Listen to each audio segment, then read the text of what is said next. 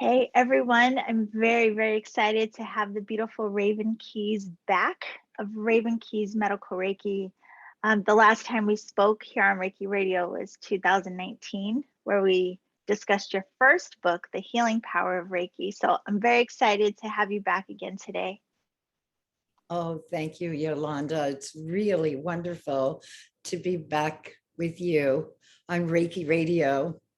Yeah, I wanted to say before we begin, because after meeting you in through the podcast last time, I had the beautiful opportunity of training with you. And so I do want to thank you for coming to San Diego and teaching the medical Reiki there. And I guess that must have been 2 years ago now. But it was absolutely wonderful being able to meet you and train with you. And so thank you for making that trip all the way from New York. It was really a wonderful training, and you did an amazing job of organizing everything and the people who came. It was exquisite. Yeah, oh, they were lovely. Yeah, it was a beautiful, beautiful time. So I'm very, very thankful for that. And I just want to let people know who do want to do medical Reiki training with you, it is available right now online, which we'll get into a little later. But first off, it's been amazing watching everything you've been posting always. I mean, throughout these years, you really are fighting the good fight for all of us, so to speak, to make sure that Reiki is not only more recognized, but respected, and bringing it to be implemented for patients. And so I want to let everyone know you have this new book, Medical Reiki, a groundbreaking approach to using energy medicine for challenging treatments, which is an amazing book. Thank you for writing this for us. I wanted to ask though, after the first book, because you spoke so much about your experience with medical Reiki, how it came to be in the first book, but now there really is this push for how do we get it to be more accessible to patients post-op, pre-op, during surgery. Could you talk a little bit about why this is so important to you and what you've seen and why this matters? It's very important to me because I've seen patients receive incredible blessings from having Reiki in pre-op and post-op, but really in the operating room. And in today's world, the doctors really want to make patients happy because the insurance companies want to know how the patients feel about everything. And so when the patients do well, then the doctor continues to be able to be paid by that insurance company, whoever the patient may be with, insurance-wise in America anyway. So that's, I mean, you just can't express in words how important it is to be with somebody, especially in the operating room, from my point of view, where it's taking place right then, to be there with them and giving Reiki to them during surgery is profound. And when that's happening, the doctors notice that something is different. For one thing, time flies by. It seems like the surgery takes less time. Because it takes less time, the patient's getting less anesthesia, which is a very good thing. Then the blood pressure remains steady on the operating room. There's a different energy experience for everyone that's in the room. They don't maybe know what it is or believe in Reiki or even know anything's happening, because really the lead surgeon is the one who invites the medical Reiki master to be part of their surgery. And so even if people don't know what it is, or they even disbelieve in it, if they do know, everybody has an experience that's different. And because that's happening to the surgical team, it makes a difference in how things go in the surgery, in my opinion. Yeah. You know, there's so many things that we can really research when it comes to using Reiki in medicine. Tons and tons of things to look at. I'm very grateful that we have a research project ready to go to investigate the efficacy of using medical Reiki in breast cancer surgery. And so it's a great honor to be bringing this forward on behalf of humans, the human race. You know, so many people are ill, and the medical procedures that are available in today's world are amazing. It's incredible what doctors and surgeons can do in today's world. However, sometimes going through these procedures can really shatter a person because they're so extreme. And we're more than just bits and pieces to be sewn together or have things removed and everything else. There's consciousness in the human body, in the cells. It's everything that we are is really intricately interwoven from one thing to another. There isn't a separation between the spirit or the divinity, whatever you want to call it, inside a human being and the actual divinity that exists. We're one. And so when Reiki is present, every part of the body gets to remember that. Yeah. And I'm so glad you bring that up, Raven, because a lot of people think of, Western medicine and, Eastern practices very separate. They think they may have to choose either or just not really blend the two. And I'm sure a lot of people in the medical community may not have an awareness of how even Reiki can be so beneficial and complementary to what it is they're already doing. But you emphasize that so much, the importance and the role of the doctors and the surgeons and the amazing work that they're doing, but how Reiki is also very important and even complementary to what's being done. So I wanted to ask if you could speak a little bit about that, because even in your book, while I think this book is amazing for practitioners to read, it's really an amazing book for anyone in the medical field to read too, to have an understanding of how this comes together. So could you speak a little bit about that, and even how you mentioned in the book historically how spirituality and medicine were brought together for overall wellness? Well, in the beginning, historically, like long ago, if there was illness for a person, whether it was body, mind, emotion, spirit, whatever it was considered to be an imbalance somewhere, but really basically a spiritual problem. Mm-hmm. So shamans would take care of these things, travel into other worlds and get information from spirits and what to do to heal people. In ancient Egypt, there were temples to the goddess Isis, and so if someone was ill, they would come to the temple, and there were priestesses there and priests that were trained over long years, and they would tend to the sick. But if they, and there were spiritual practices involved in the whole thing. And then if they failed to respond to the treatments that were being given to them, they would be allowed to sleep in the temple overnight for the goddess herself to heal them, or to give them a direction or a healing dream that they would have, or whatever the case may be. So from my point of view, I've even mentioned this to Dr. Feldman, what we're doing by bringing medical Reiki into the operating room is that we're turning an operating room into a healing temple. That's what we're doing, because we're bringing the two together. We're bringing the science that's amazing, the amazing ability of surgeons and doctors to do these things, and then the spiritual reality that's needed. So when medical Reiki is being used, the doctor's work shines because the body is primed to remember its own ability to heal. It's like all the stress and the diminishment of a person's own energy is restored immediately. That's what's so great about Reiki and medical Reiki, to deliver that immediate reaction. It's immediate. You don't have to do anything except, and because as Reiki practitioners, we're attuned to be able to transmit this energy through our hands. It's just powerful. Yeah, it really is so amazing. And just thinking about how much you have even experienced. I want to say for those that are listening that maybe are new to your work, you have actually done this. This isn't just an idea that you have. This is something that you have actually done.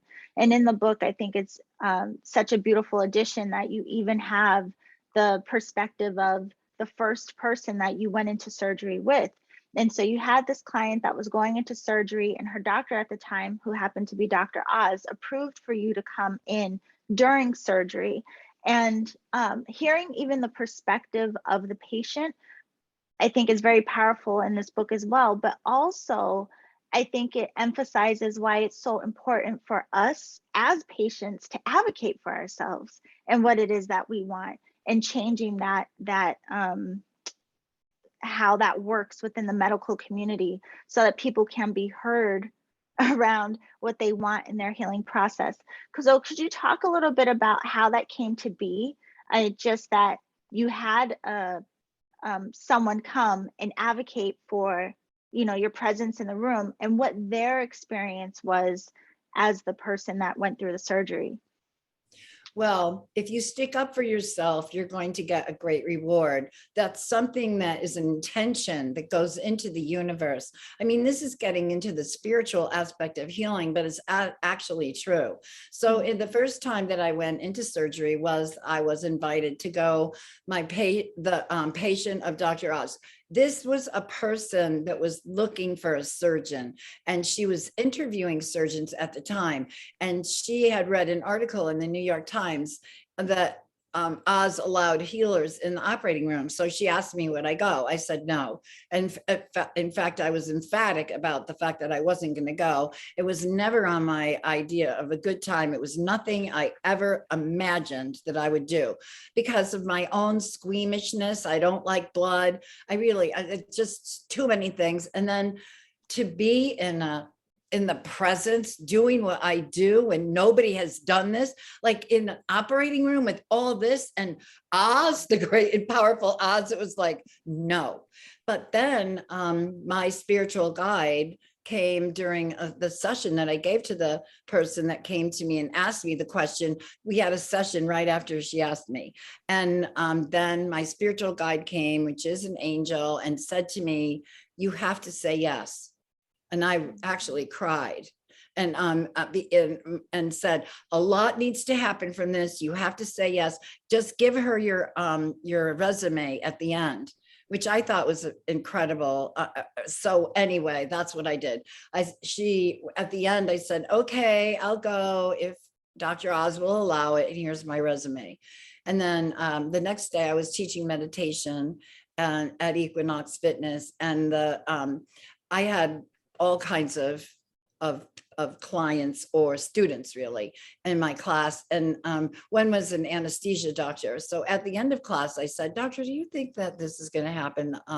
There's a client of mine that wants me to go to her surgery. And he said, oh no, it's just not done. That's not going to happen. But 5 minutes later, Susanna called and said that Dr. Oz said, yes, all he wanted to see was your resume. So it was like, following the spiritual advice that I got led from one thing to another. And for me, like I've been invited into the operating rooms of these surgeons for the most part, but there have been some times when the surgeon was didn't want to have anything to do with it. But when their patient kept pressing, back to what I said earlier, the insurance companies want to know that the patient is having a good experience with this doctor. So, the continuous pressure can lead to a result. And that has happened also. But for the most part, my whole mission to bring all this into the world was actually directed, I feel, from the spirit realm, because I could never have made the things happen that actually happened. Like, why? I wasn't trying to get to do anything. I was just trying to take care of somebody who came to me and was really scared and facing some deep thing. And, in today's world, there are things like transplant surgery. I mean, it's not that It's common now, but what is that? That is something that is so deep.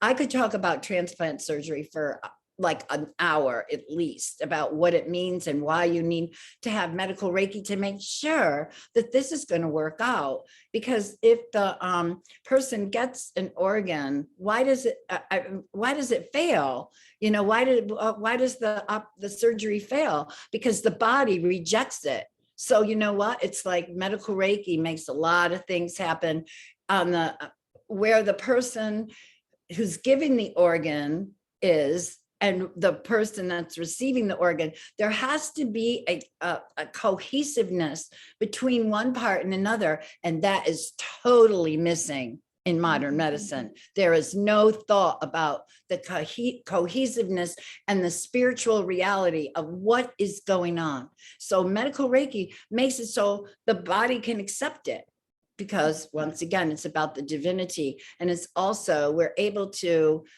make a connection with the person who's giving their organs and thank them and bless them and, you know, do amazing things for them so that they don't send that organ with resentment or fear, you know, in the conservation of energy, which is a law. Anything that's felt by a living being is there and it stays there. You know, so you have to really know that. I mean, they talk about that in the, like when people eat meat, like what was the condition of the animal? Yeah. Yeah. And that's really amazing. And again, like beautiful that these conversations are now being circulated within the medical community to some degree, because the truth of the matter is, I'm sure when you started, this wasn't even present in hospitals. And here you are pioneering, even not wanting to initially, to go into an actual surgery, which is phenomenal. And then here you are now, like really advocating for Reiki itself and practitioners for our work to be recognized as professional, for the level of contribution that it provides, but all ultimately for the well-being of the patient themselves. And I have to ask you this, Raven, because I remember years ago in one of the Reiki trainings that I took, there was a woman who was battling cancer in the Reiki class. And we all the other students, we all volunteered pretty much every day to go to her house, and we would pair up and do Reiki for her. And she happened to be married to a doctor who was very skeptical about energy work in of itself. And this was her second go round, and she was going through chemo again.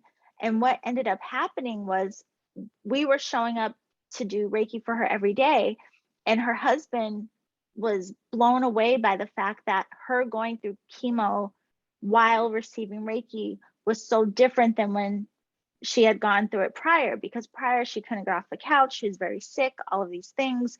And then when she started having Reiki practitioners come and work on her, he said she was going to the gym, she wasn't sick. It was just a totally different experience, you know.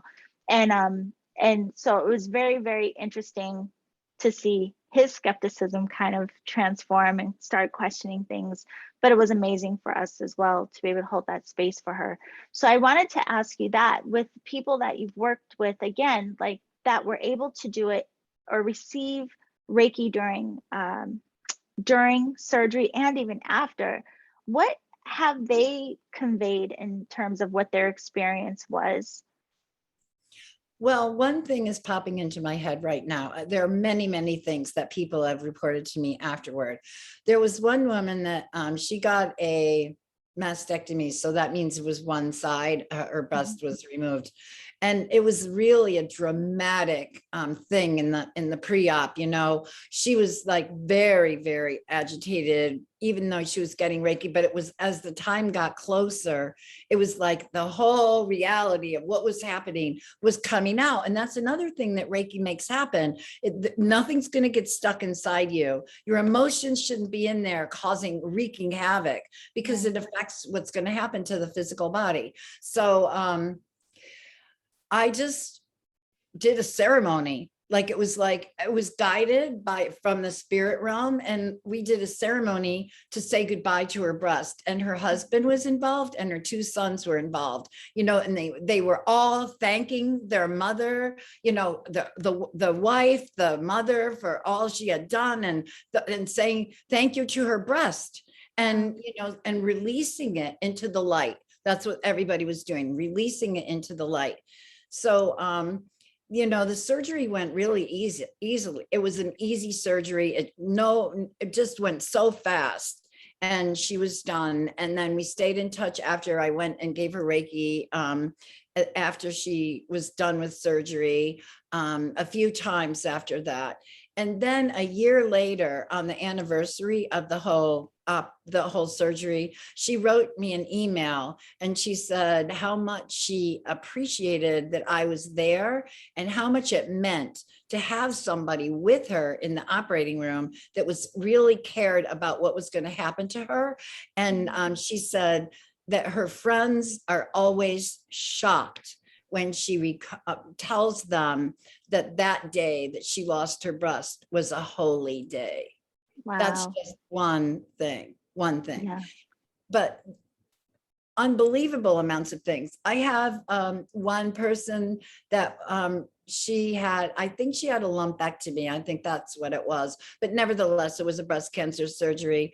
And she recently has been in touch with me. It might have been a mastectomy. There have been so many that I've attended that I can't, recall exactly. But recently she got in touch with me, and she's in love, and she's, having a baby. And she's like, how can this, she's so happy. She even sent me, what is that, sonogram, or the picture of the baby. Sonogram, yeah.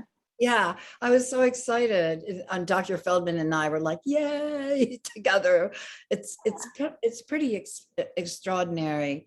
And then about the chemotherapy, as you say, just as you were speaking about your friend, that is just what happens. If somebody gets medical Reiki during chemotherapy, they don't get sick. Their life goes on. They might get tired the second day, but that's just the way it is. And if they time it right, they don't miss work. They're like, just carrying on, going to the gym, as you said, or going to the theater, having brunch with friends, whatever it is. It just goes on. And it was explained to me that, well, I did know that chemotherapy is based on plant medicine. And if a shaman is doing does plant medicine, has a client, they'll go out on the land and speak to the plants, because they can do that. They know how to connect to the spirit of the plants. So they'll ask, are you the right plant? No. Continue on. Are you the right plant? When they get to the right plant, they'll ask, well, what do I do? Do I make you into a tea? Do I grind you up? What do we do? And do we sing? Do we make a prayer? How do we release the power that you hold? And they'll get the direction and then follow the directions from the plant. Well, obviously not every plant is for every person, because that's the whole process. But my guide, the Archangel Gabriel, has told me that when a person is getting Reiki during chemotherapy, while they're getting it, there's a translation made so that the plant medicine is the right medicine for those cells. Now, wouldn't that be something interesting to investigate? Well, is it the cells that shift to receive the medicine, or is it that the medicine is shifted to serve the cells? Whatever the case may be, in a way, it doesn't even matter. As Dr. Feldman said in the foreword to Medical Reiki, the book that you just were holding up, there are some things that he knows from life, from all the patients that he's had, that there are some things that can never be proven but scientifically that work. Right. Yes. And so I'm so glad that you said that, because I wanted to make sure that we talk about this. Because again, it may be something that a lot of people aren't aware of. I mean, not only have you just done so much, even though it's interesting the way things come to certain people and it becomes like your mission and your purpose and, your life's work. And thankfully, this has been, gifted to you to help all of us in so many ways. But you and Dr. Feldman have come together, and now there is this medical Reiki research that was started. And prior to COVID, there was fundraising around this. And I know, some things, of course, got slowed down because of COVID. But could you talk a little bit about this so everyone is aware of the research that will be held and why and how this even started with you and Dr. Feldman? I feel like Dr. Feldman and I were brought together by the angels. I was told, he is a very dedicated scientist. He has come up, he has created new procedures and breast cancer surgery. He goes all over the world. He's the keynote speaker. He is a revered man. And he was also the past president of the American Society of Breast Surgeons. And that's a very big honor. And so I just feel like we were brought together to do this mission, and we're both devoted to it. As you were saying, the money to do this research was raised privately, because up until now, the National Institute of Health, which have big dollars, they have big dollars for research, but nobody's presented any research to them that makes them want to give their big dollars to research Reiki. So we have had to really organize this rigorous, really strict procedures. I don't have anything to do with that part. There's a research team put together of really top-notch scientists that are doing it. And Dr. Feldman is the chief surgeon running the whole thing. And there are going to be 4 surgeons, and then there are 4 medical Reiki masters. And then there are going to be, there's an arm of the study that is sham Reiki, like people pretending they're doing Reiki. And initially, this is really, I think this is interesting, and I hope I'm not getting too far off what the question was, but the idea of the sham Reiki, that everybody's going to be doing the same thing. Everybody is, there's no deviation, same moves, very simple to just see about Reiki itself.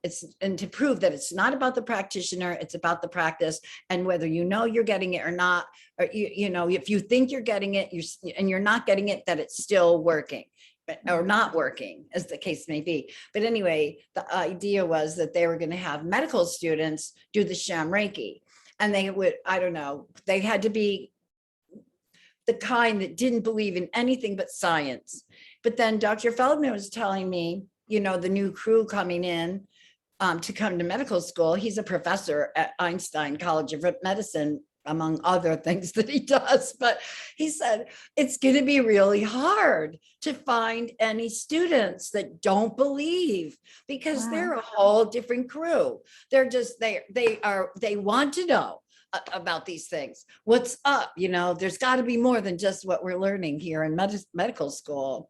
And Dr. Bernie Siegel, who's very revered, he was one of the first people to really, from the medical world, that really had an influence on Dr. Feldman long ago in the 70s, when he was in medical school and a resident and everything. Dr. Siegel said that my book, Medical Reiki, should be in the curriculum of all medical schools. Imagine that. And Dr. Feldman, when he found out that Bernie Siegel had given an endorsement for my book, and both their names were going to be on the cover of my book, he was so happy. He was like, wow, oh, wow. He was just so happy to think that such a thing had come to pass. But the most of the money, it had to be raised privately. So most of the money was given by Reiki practitioners from around the world through the not-for-profit that Dr. Feldman and myself started, called medicalreikiworks.org.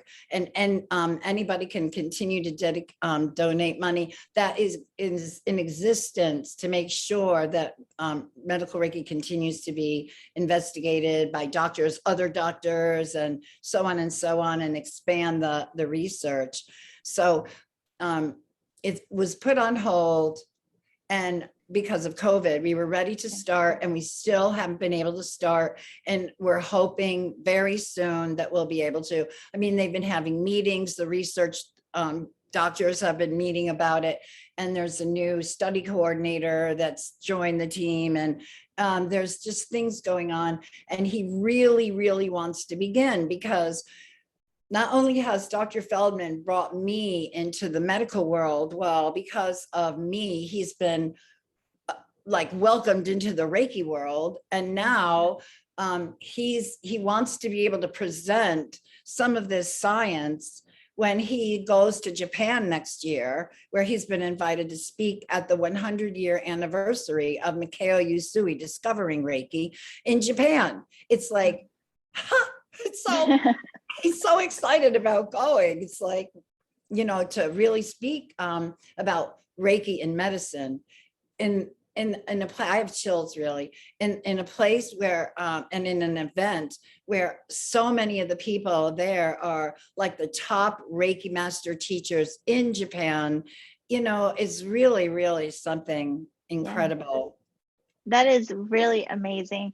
And I have to say this too, because again, a lot of people listening may not know, and you do mention it in the book, which is, I think, very inspiring for a lot of Reiki practitioners to know, as well as people in the medical profession to become more curious about the possibility of what this union of healing energies can do.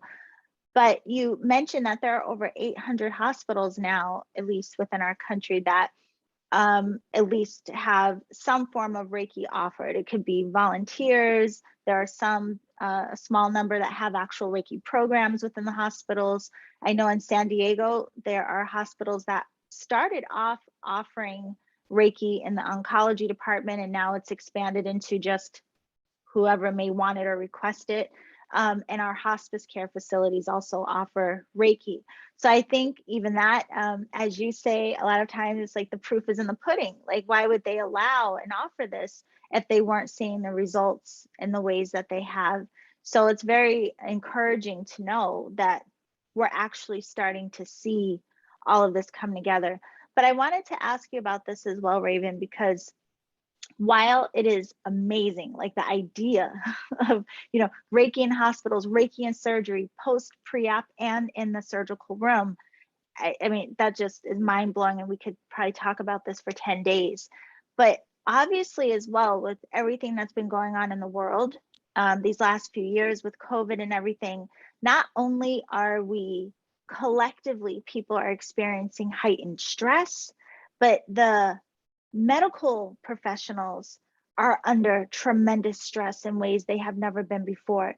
And so I can't help but also wonder how beneficial this is for the medical professionals, as well as looking at this as, you know, a supportive way of helping just everyday people with how stress is causing a lot of illness. So could you talk a little bit about that? Because you do mention in the book how stress is such a, you know, foundation for illness. Yes, it weakens the body, because what happens is that the hormones of fight and flight are just released by the brain. And because of the constant stress that we're under, it never stops. It's day in, day out. I don't know.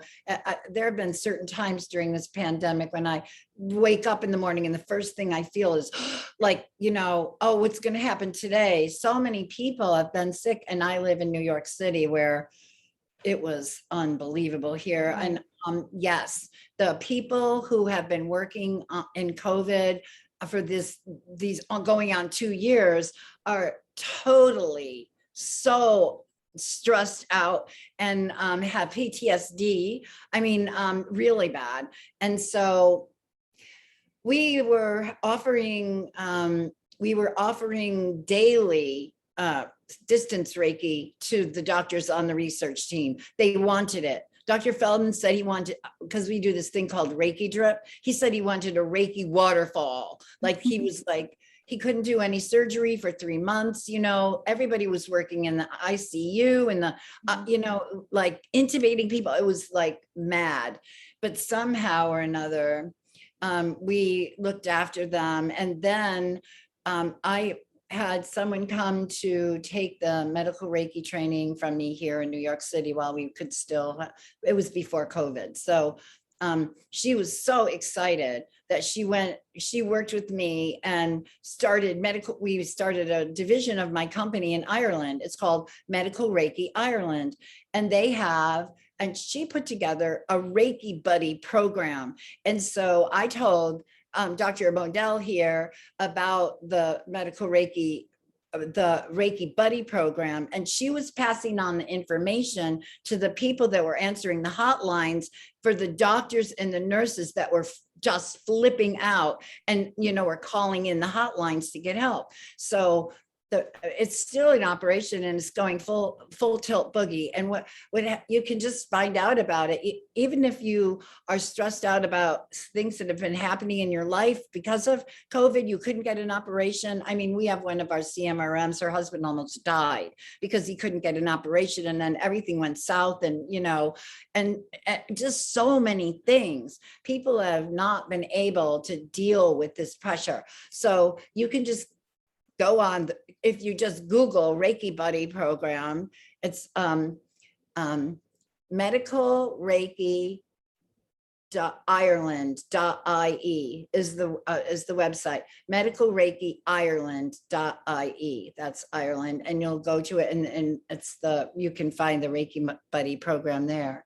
And what happens is that you get a free 30-minute session from a practitioner. You could be in America and they might be in Portugal or Ireland or England. They could be anywhere.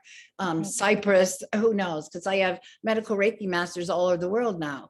And so people that have taken the training anyway, and even if it's a different time zone, because it's that time there and this time here, it matches up. And it's totally confidential. You don't get any calls. It's really just totally confidential. Mm-hmm. Yeah, that's amazing. And I'm glad that you mentioned that, because I want to make sure that we let people know as well. There may be people listening who are like, oh my gosh, I never even considered that I could potentially have a medical Reiki practitioner be a part of my surgery if the doctor approves it, or at the very least pre-op and post-op, which is also very beneficial. So if someone is curious about this or wondering, how do I even get in contact with a medical Reiki professional, what advice do you have? How can they find out more information or contact someone that can do this for them? We have a registry. It's private, because we know how dangerous the world is and how people are so radical in their thinking. And every single person that's a medical Reiki master, all their information is protected. And so if anybody wants a medical Reiki master, whether they're a patient or a doctor for themselves, and if it's a doctor for themselves or their patient, all you have to do is go on the website, which is Raven Keyes Medical Reiki.com. And then you just look around the website and you'll find your way.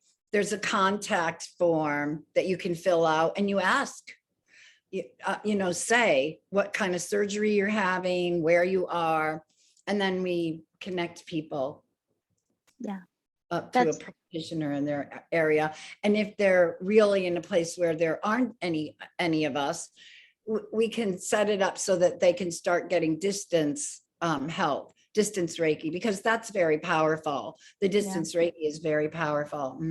Yeah. And go ahead. Oh no, go ahead. I was just going to say, I was taught a new way to do distance Reiki in an emergency, because we have our procedures because of COVID. That's all we've been able to do is distance Reiki. And so the protocol that is in place, I couldn't use, because I had a new client and we were supposed to have a session. I spoke to the client late in the week, and then we were going to have a session the next week.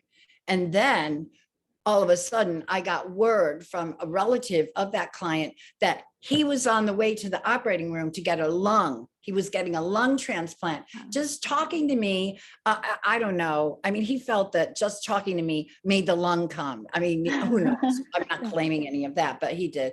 But so then I was like, what do I do? What do I do? And I'm like, it was a spiritual, totally spiritual experience for me, because I was like, what do I do? What do I do? What do I do? And it was like, I was told what to do. And it was so powerful. And it was really something. And now I just have to, write all the instructions. I've been so busy. I have to write all the instructions for the whole team, because we have a way for everybody to stay in touch with each other and get information.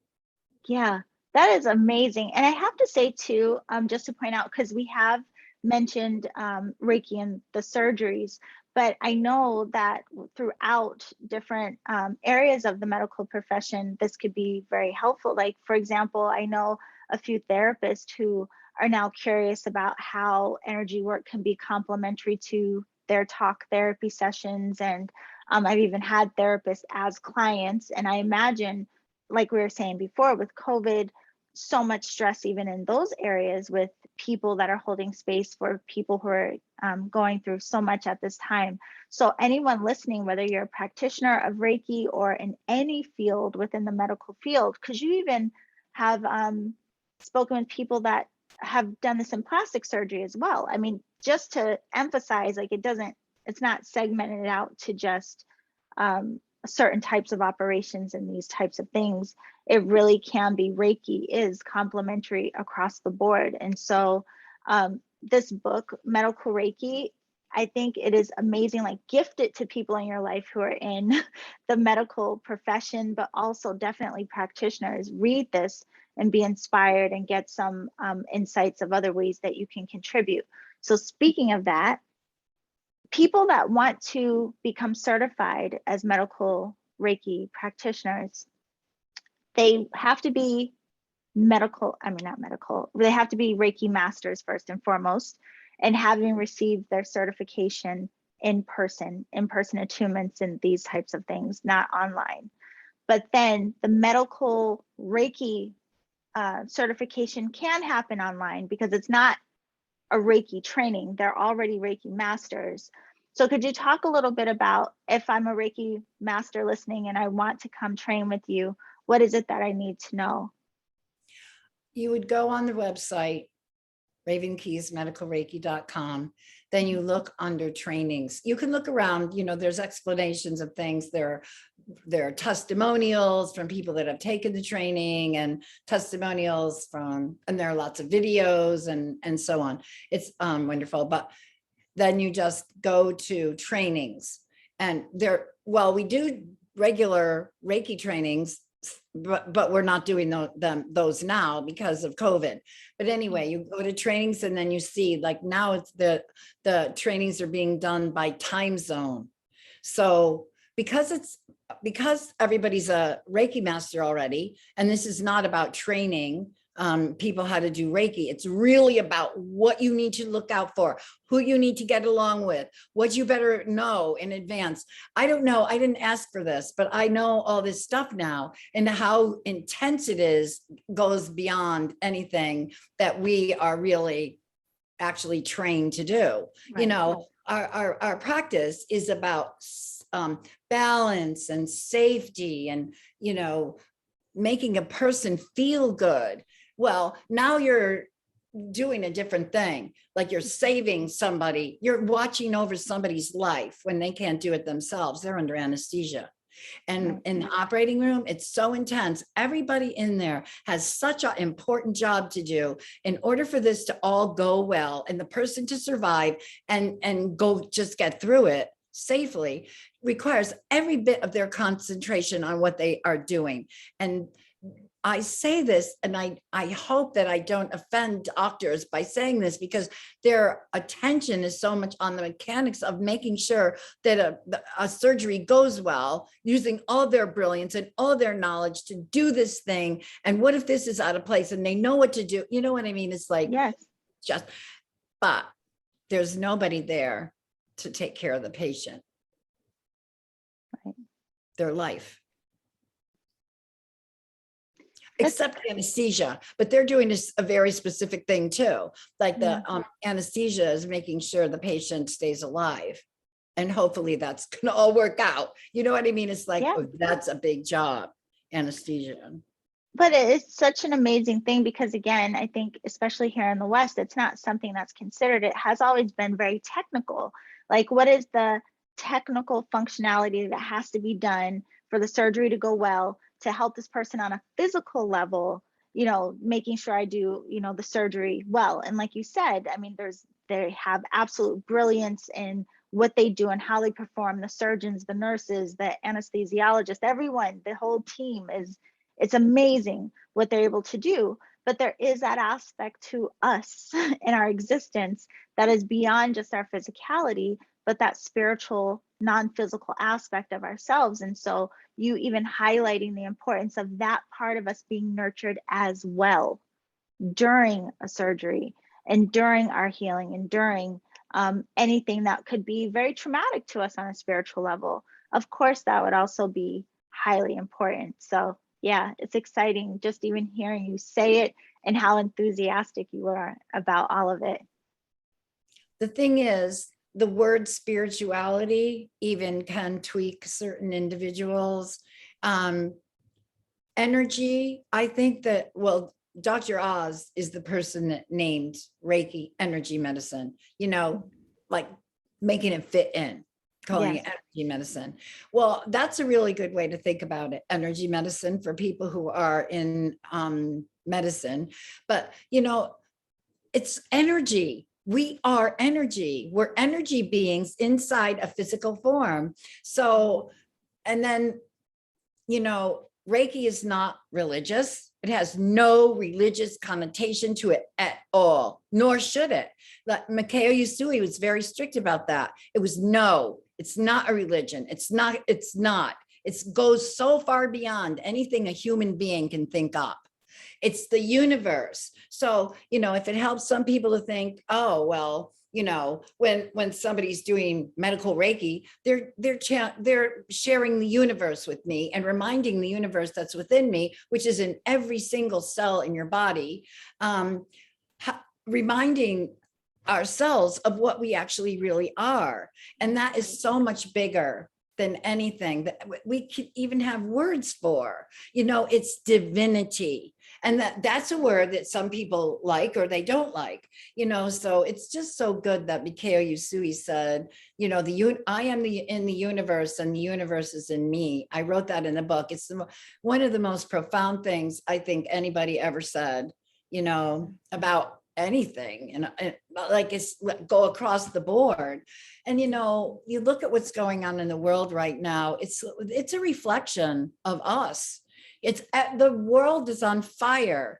Everything's being destroyed. The ocean, the animals, it's, for me, it just brings me to my knees. Like when I think of all the animals that don't have any place to live anymore, and the ones that are, you know, running from fires or they can't escape. And like, it's so much.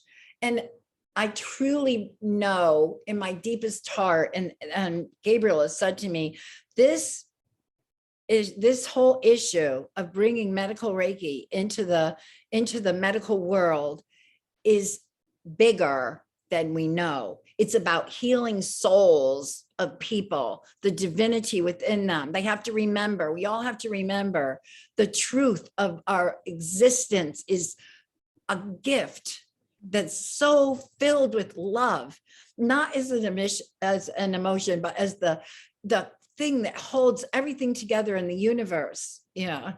And so, yeah, it's really, really powerful. And the angels say we're doing this, and that humanity, if it remembers what it is, we can each save ourselves. In the end, all healing is self-healing. We're giving people an opportunity to heal themselves. And for what the doctors do to really work, who's making that work? They are. We're in service to that patient just as much as the medical doctor is, and the surgeon that's fixing and removing and all the rest of it. We're in this together, and we're in this together for the sake of the patient. And the patient is the one that does the real work. Yes. And that is a beautiful way. That is such a beautiful way to bring it all together, Raven. And again, I tell you, like, your passion is so infectious, and I'm so thankful. I mean, beyond grateful for the work that you're doing, really, truly, for all of us. And I want to emphasize for those that are listening as well. I mean, it hasn't all been easy. Like, you've even come against some opposition, and even still, you are, really pushing this forward and making sure it's emphasized and understood, the importance of medical Reiki and how this benefits our overall healing, while still having a great, profound respect for Western medicine, and they don't have to be separate. So I can't thank you enough for coming to share again, for writing another book. Like I said, this is great for people in the medical community, great for Reiki practitioners, and even great for people that are just going under some type of medical procedure, to understand what their options may be and what may be available to them that they didn't know. Before we go, I just want to ask you to, I know that everyone can find out about more training going to Raven Keyes, which is Keyes, medicalreiki.com. They can find out about medical Reiki training, your regular Reiki training, all things Raven Keyes we can find there. But also want to make sure that people can, that they know they can still donate to Medical Reiki Works by going to medicalreikiworks.org. And then if they want to do the Reiki Buddy system, it's medicalreikiireland.ie. And I'll put all of that down in the show description. So I thank you. Thank you, Yolanda. Thank you so much for the opportunity to be with you today. Thank you, my love. It's always a pleasure, and I can't wait till I get to see you in person again. Me too. I can't wait either. Yes, and everyone, you can get your copy of Raven Keyes Medical Reiki. You can order it online or everywhere where books are sold. I got mine online on Amazon, pre-ordered. So that link will be down in the show description as well. Thank you, and we'll see you all very soon.